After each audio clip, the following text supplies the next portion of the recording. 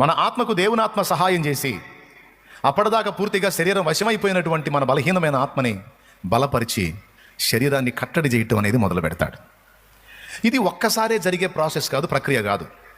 ఓ పద్ధతి ప్రకారం పిల్లవాడు క్రమక్రమంగా ఎదిగినట్టు రకరకాల అనుభవాలను బట్టి క్రమక్రమంగా మనల్ని ఎదుగుదలలోకి తీసుకెళ్తాడు. ఇది బైబిల్ ఇచ్చిన సాక్ష్యం. కొంతమందికి అర్థం కాదు, చాలా గందరగోళం అయిపోతూ ఉంటారు. భంగపడి, బలహీనపడి, తొట్టుపడి, త్రోవ తప్పి కూర్చొని ఏడుస్తారు. ఇక ఎప్పటికీ తేరుకోరేమో అనిపించింది మనకి.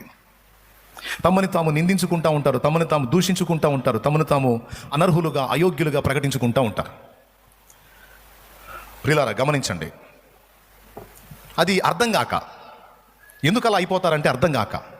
దీనికి తోడు సైతాన్ ఒకడు. మనకేమో నియమాలు చర్చిలో ప్రకటించబడతాయి. అబద్ధం ఆడకూడదు, దూషణ చేయకూడదు, కొట్టకూడదు, తిట్టకూడదు, అపవిత్రమైన ఆలోచనలు చేయకూడదు, అపవిత్రమైన క్రియలు చేయకూడదు అని మనకు అన్ని నియమాలు చర్చిలో వినబడతాయి. ఆ నియమాల ప్రకారం బ్రతకాలి, దేవుడు అందుకు సంతోషిస్తాడు అని దైవజనులు చెప్తారు. మనం కూడా నిజమే అలానే ఉండాలి అనుకుంటాం. కానీ ఇంటికి వెళ్ళిన తర్వాత మనకు ఎదురయ్యేటువంటి పోరాటాల్లో, శోధనల్లో, ఎక్కడో చోట ఏదో ఘట్టంలో ఏదో ఒక విషయంలో చిన్నదో పెద్దదో తొట్టుపాటు అనేది మన జీవితంలో జరిగినప్పుడు తేరుకోకుండా పడిపోతారు కొంతమంది. ఇక వాళ్ళే జడ్జిలుగా మారి సాక్ష్యం చెప్పుకుంటారు. నేను పనికిరాను, దేవుడు నన్ను ఒప్పుకోడని. ఎంత ఏడుస్తారో, ఎంత కుమిలిపోతారో.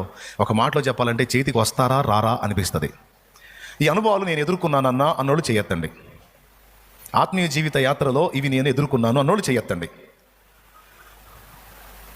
ఒక క్రొత్త జీవితం జీవించాలని జీవితం మొదలుపెట్టాను, కానీ అక్కడక్కడ కొన్ని అడుగులు జారుతున్న వేళ నా మీద నాకే డౌట్ వస్తుంది అన్నోళ్ళు చేతులు ఎత్తండి. మీకు అద్భుతమైన విషయం చెప్తా, చేతులు ఎత్తండి సరిగా. ఇది చాలా కీలకమైనది, ఎప్పటికీ మర్చిపోకుండా గుర్తుపెట్టుకోవాలి. ఇందాకేం చెప్పాను, మన ఆత్మకు పరిశుద్ధాత్మ సహాయం చేస్తాడు. మనం దేవుని వాక్యానుసారంగా బ్రతకడానికి పోరాటం మొదలు పెడతాం. ఆ నడిచే ప్రక్రియలో బాలుడు నడక నేర్చుకునేటప్పుడు అనేక సార్లు పడ్డట్టు మనం నడత నేర్చుకునే ఘట్టంలో ఎన్నోసార్లు మనం అడుగులు జారి తొట్టుపడతా ఉంటాం. ఇక్కడ యేసు ప్రభువు వారు పేతురు విషయంలో ఏమంటున్నాడంటే, సాతాను మిమ్మును పట్టి గోధుమలను జల్లించినట్టు జల్లించుటకు కోరుకున్నాడు, నీ నమ్మిక తప్పిపోకుండానట్లు నేను నీ కోసం వేడుకున్నాను అన్నాడు.